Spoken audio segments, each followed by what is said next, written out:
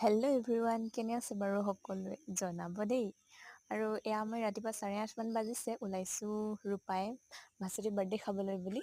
তাৰপিছত চাওকচোন, আজি মানে ছানডে হয়তো গোটেই ৰাস্তা খালী খালী, মানে গাড়ী চাড়ী একো পোৱাৰ সম্ভাৱনাই নাই। কিন্তু অলপ পিছত পালোঁ আৰু গাড়ীখন। তাৰপিছত গাড়ীত উঠি অকলে অকলে এয়া গৈ আছোঁ। গৈ মেলি লগ পালোঁগৈ আৰু আমাৰ পাঁচ পাণ্ডৱক। তাৰপাছত ডুমডুমাতে এয়া তাইৰ কাৰণে সৰুকৈ কিবা এটা গিফ্টো লৈ ল'লোঁ। ডায়েৰী এখন লৈছিলোঁ আৰু কাপ এটা লোৱা হৈছিলে আৰু। তাৰপিছত এয়া দেখিলে ধুনীয়াকৈ গোটেইকেইজনী উঠি ল'লোঁ গাড়ীত, পাছফালে ছোৱালীকেইজনী আগফালে ল'ৰাকেইটা।